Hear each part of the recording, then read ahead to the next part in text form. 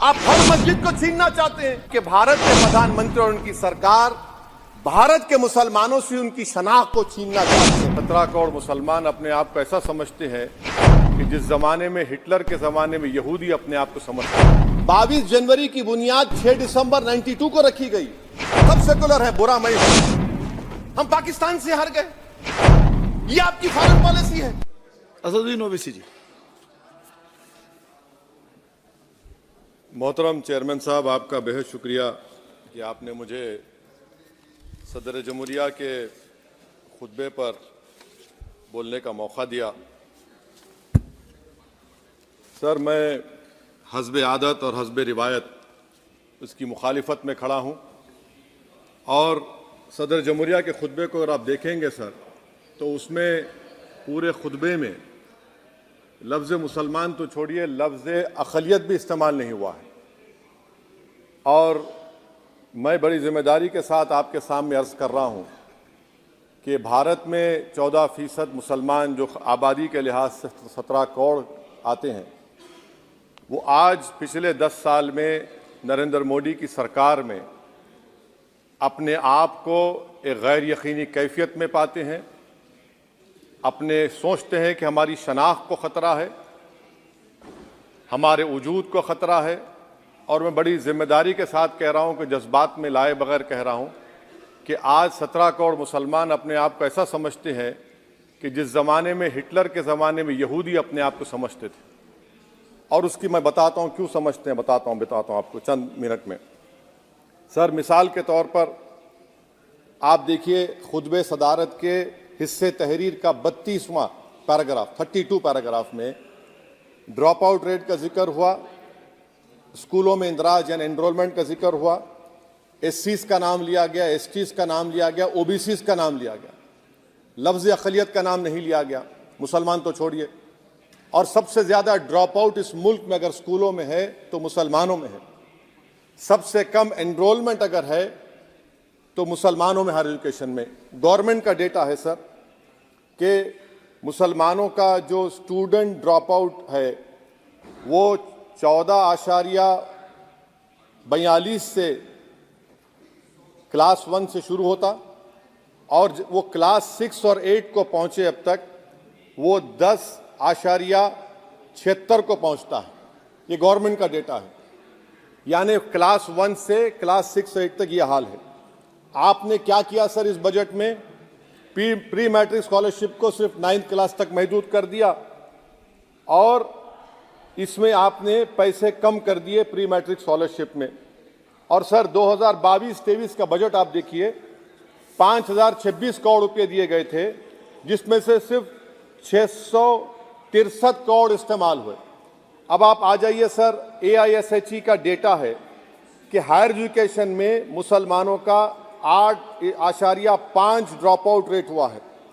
2020-21 में गवर्नमेंट का डेटा बता रहा है कि 1,80,000 मुसलमान हायर एजुकेशन में नहीं है।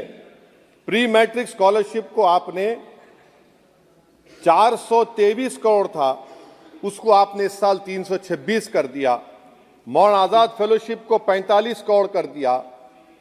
MCM जो 44 करोड़ था 33 करोड़ कर दिया। बताइए, जो सबसे ज्यादा जिसका कम्युनिटी का ड्रॉप आउट रेट है और जो हायर एजुकेशन नहीं, उससे आप ये बर्ताव करते हैं।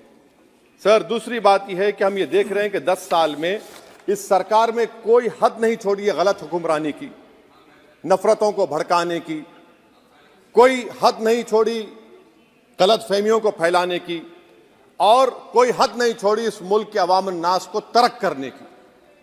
इस 10 साल में हमने क्या देखा सर? जमहूरियत हमारे वतन अजीज की को बचाना बहुत जरूरी है। ये गरीबों के लिए और कमजोरों की एक बहुत बड़ी ताकत है। मगर 10 साल में, 9.5 साल में क्या हुआ?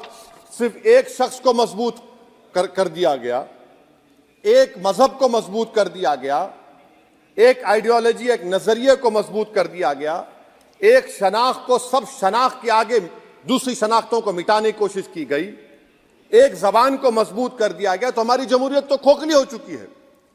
और सर, कोई भी हुकूमत और पार्टी सिर्फ जबर और इस्तेसाल पर कायम नहीं रह सकती है सर। दूसरा पॉइंट सर जो मैं आपके सामने अर्ज करना चाह रहा हूं CAA के कानून के ताल्लुक से मरकजी एक वजीर ने अखबार में बयान दिया कि हम 8 दिन में करने वाले हैं। आप 8 दिन में करेंगे, 8 दिन में एहतजाज शुरू होगा मुल्क के कोने कोने में। आप CAA को मजहब से खत्म कर दीजिए, मजहब से जोड़ेंगे तो आपका इरादा बुरा है। आप भारत की अक़लियतों को, भारत के मुसलमानों को, दलितों को आप परेशान करने का आपका इरादा है। सर, दूसरी बात यह है कि CAA के खिलाफ क्यों हम हैं? क्योंकि सीमांचल के मुसलमान को आप बांग्लादेशी कहते हैं। कोई मिनिस्टर मुझे कहता है कि घुसपैठी है, रोहिंग्या है। तो CAA को मजहब से जोड़ना गलत था, उसको निकालिए।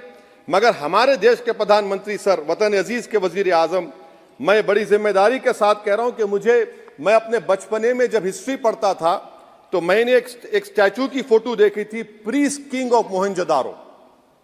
ऐसा लगता है कि वैसा ही लग रहा है कि प्रधानमंत्री नहीं है बल्कि पुजारी सम्राट बन चुके हैं वो। और मैं क्यों कह रहा हूं कि हमारे सदर जमहूरिया ने कहा था कि 22 जनवरी एक तारीखी दिन है, बिल्कुल तारीखी दिन है। 22 जनवरी की बुनियाद 6 दिसंबर 92 को रखी गई। 22 जनवरी की बुनियाद 86 में ताले खोलकर रखी गई। 22 जनवरी की बुनियाद जीबी पंत ने रखी थी, इसीलिए तारीखी दिन है। और तारीखी दिन इसलिए भी है कि सर, इसी ऐवान में 16 दिसंबर 1992 को हमने एक रेजोल्यूशन पास किया था।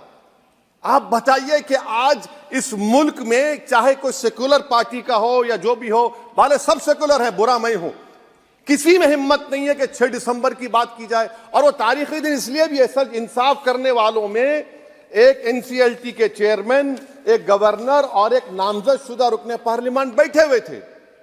अब आप बताइए मेरे पास बचा क्या है?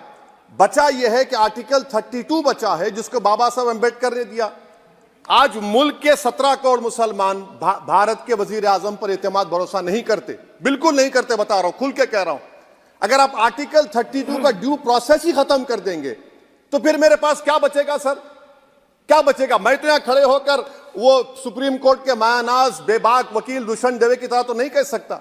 मुझे आज भी रूल ऑफ लॉ में भरोसा है, मुझे आज भी कानून पर, संविधान पर भरोसा है, मगर ड्यू प्रोसेस तो फॉलो होना चाहिए। ड्यू प्रोसेस फॉलो नहीं हो रहा। एक तारीखी दिन 22 जनवरी था, एक तारीखी दिन 31 जनवरी था। सर, रात के अंधेरे में अपील किए बगैर आप आरे लेकर रास्ता खोल देते हैं। क्या पैगाम दे रहे हैं सर? 600 साल की मेहरौली की मस्जिद को बगैर को नोटिस दिए आपने डिमोलिश कर दिया। मैं जिम्मेदारी के साथ कह रहा हूं कि भारत के प्रधानमंत्री और उनकी सरकार भारत के मुसलमानों से उनकी शनाख्त को छीनना चाहते हैं। ख्वाजा अजमेरी के आस्थाने पर चादर बिछाइए, मगर आप जो चादर मुझसे छीनना चाह रहे हैं, मेरी मस्जिद है, आप हर मस्जिद को छीनना चाहते हैं। आप बताइए 17 करोड़ मुसलमानों को क्या पैगाम दे रहे हैं आप कि आप हर मस्जिद को छीन लेंगे मुझसे? फिर मेरा वजूद किस माने रखता है? मेरा शनाख्त क्या माने रखता है? रूल ऑफ लॉ क्या माने? अच्छा, 1991 के प्लेसेस ऑफ वर्शिप एक्ट पर क्यों नहीं बोलते आप लोग? आप उस पर कायम है नहीं है। आप 500 साल की बात करते, मैं आपसे कहता हूं भाई 500 साल पे मत जाइए, बौद्ध पे जाइए, जैनिज्म पे जाइए, शैविज्म पे जाइए, कहां रुकेंगे? अरे इस देश को आजादी मिली 47 में, संविधान मिला हमको बाबा साहब अम्बेडकर का बराबरी का। उससे पहले तो राजा रजवाड़े थे, जमहूरियत नहीं थी, लोकतंत्र नहीं था, मगर आप उसको उस बारे में लेके जाते। अरे 500 साल आगे क्या होगा बताइए? आप किसी एक सिविलाइजेशन, सर अंग्रेजी में किसी ने कहा था, civilization can not be rewritten by hatred, history can not be corrected by demolition. आप ये नहीं कर सकते। और मैं उम्मीद करता हूं कि जब मौर्रिख तारीख लिखेगा, नरेंद्र मोदी इस मुल्क में तारीख लिखना चाहते हैं। क्या तारीख लिखना चाहते हैं? कि मैंने इस देश को, गांधी अंबेडकर के देश को मैंने हिंदू राष्ट्र बना दिया। मैं उम्मीद करता हूं कि हमारे भारत के हमारे हिंदू भाई देश के प्रधानमंत्री की सोच को नाकाम करेंगे, उन पर है। अब देखते हैं क्या होता है। सर, नेबरहुड फर्स्ट की पॉलिसी है। नेबरहुड फर्स्ट क्या हो रहा है सर? हम सोशल मीडिया के जरिए फॉरेन पॉलिसी चला रहे हैं। मालदीव छोटा मुल्क, वो हमको आंख दिखा रहा है, चीन की गोद में बैठ गया। हमारे लद्दाख में हमारे जो लोग जानवर को लेकर घास चराए जाते, वहां पर चीन की आर्मी आके रोक रही। बताइए, बांग्लादेश चीन की गोद में बैठा हुआ है। आप गैलेंट्री अवार्ड दे रहे हैं, क्यों दे रहे हैं? कि चीन बैठा हुआ है। तो आपका बफर जोन गया कहां भाई साहब? आपका बफर जोन तो कहां गया नहीं मालूम, गायब हो गया बफर जोन। और दूसरी बात सर, आप ये भी देख लीजिए कि यहां पर मैं आपको इंपॉर्टेंट पॉइंट ये बताना चाह रहा हूं सर। ये हम बोलते हैं India middle east economic corridor, कितना पैसा है बताइए, वो नहीं बताया जाता। अच्छा सर, सबसे तकलीफदेह बात मेरे लिए है कि भारत ने यूनेस्को का इलेक्शन पाकिस्तान से हार गया। हम पाकिस्तान से हार गए, ये आपकी फॉरेन पॉलिसी है। यूनेस्को के इलेक्शन हम पाकिस्तान से हार गए। अच्छा, मामला इजराइल का, फलस्तीन का, गाजा का आया। अक्टूबर में 10,000 लोग मर गए, हमने यूएन में सीज फायर की तायीद नहीं की। दिसंबर आया, 20,000 मर गए, तो हमने तायीद कर दी। क्यों तायीद की? क्योंकि ग्लोबल साउथ को हमको फॉलो करना पड़ रहा। भारत ग्लोबल साउथ को फॉलो कर रहा है। मेरे लिए तकलीफदेह बात है, यह आपकी नाकामी का बहुत बड़ा सबूत है। इसीलिए हम बता रहे हैं कि यह सरकार की बहुत से नाकाम। अलीगढ़ मुस्लिम यूनिवर्सिटी, आखिरी पॉइंट, अलीगढ़ मुस्लिम यूनिवर्सिटी। सर, आप उत्तर प्रदेश से आते हैं। सर, 81 में एक्ट पास हुआ। हमारा लॉ ऑफिसर कोर्ट में कहता है कि मैं पार्लियामेंट के एक्ट को नहीं मानता। कैसे नहीं मानते सर? क्या नरेंद्र मोदी ने पार्लियामेंट को नॉमिनेट किया या पार्लियामेंट ने नरेंद्र मोदी को प्रधानमंत्री बनाया? बताइए। 81 के एक्ट को नहीं मानते। सर, 2 ही तो सेंट्रल यूनिवर्सिटी है मुसलमानों के। 1,80,000 आप ही के सरकार के दौर में मुसलमान हायर एजुकेशन निकल गए। आप अलीगढ़ मुस्लिम से छीनना चाह रहे हैं। Theory of separation of powers में एग्जीक्यूटिव हमको डिक्टेट करेगा। मेरी आवाज तो पार्लियामेंट है, अब मेरी आवाज के खिलाफ एग्जीक्यूटिव सुप्रीम कोर्ट में बोलता है। अलीगढ़ मुस्लिम यूनिवर्सिटी से इतनी नफरत क्यों है आपको? वहां पर तो हिंदू भाई भी पढ़ते हैं। सर, ये अलीगढ़ मुस्लिम यूनिवर्सिटी का मामला है सर। तो मैं आपसे इस बात पर, इस शेर पर अपनी बात को खत्म कर रहा हूं सर। आप भी उर्दू दां हैं जी। मसीहाओं को जब भी आवाज दी है, अहमद फराज का शेर है जी जी। मसीहाओं को जब भी आवाज दी है, पलट कर आ गए हर बार कातिल। मसीहाओं को जब भी आवाज दी है, पलट कर आ गए हर बार कातिल। वहां क्या दाद खाही क्या गवाही, वहां क्या दाद खाही क्या गवाही, जहां हो मुंसिफों के यार कातिल। सर, मैं फिर से हुकूमत से मुतालबा करता हूं कि अल्पसंख्यक समाज के बजट के स्कॉलरशिप को आप डिमांड ड्रिवन करिए। भारत के प्रधानमंत्री प्रधान सेवक रहिए। आप कोई प्रीस किंग मत बन जाइए। आप जीतेंगे, कौन जीतेंगे देश तय करेगा। मगर याद रखिए, 17 करोड़ मुसलमान आज गम और गुस्से में हैं और इस बात को महसूस कर रहे हैं, इस बात को महसूस कर रहे हैं कि प्रधानमंत्री को हम नोट नहीं दिए मगर हमारा प्रधानमंत्री है। आखिर ये प्रधानमंत्री 17 करोड़ मुसलमानों की उनकी शनाख्त को कैसे मिटा रहे हैं, कैसे उनको आप मार्जिनलाइज कर रहे हैं। इसीलिए सर, मैं उम्मीद करता हूं कि हमारे सेकुलरिज्म जो है, वो मैं पॉलिटिकल सेकुलरिज्म कभी नहीं माना। जो सेकुलरिज्म संविधान में लिखा गया उसकी हिफाजत करेंगे। मुल्क अहम है, वरना याद रखिए, आप चुनाव जीते या हारे, मगर अगर आप 17 करोड़ एक जनता को आप गैर यकीनी कैफियत पैदा कर देंगे, ये देश के हित में नहीं होगा। बल्कि हम तो उम्मीद कर रहे हैं कि ड्यू प्रोसेस अदालत फॉलो करेगी। अदालत अगर एक तरफा फैसले करेगी तो गलत होगा। सर, बहुत बहुत शुक्रिया।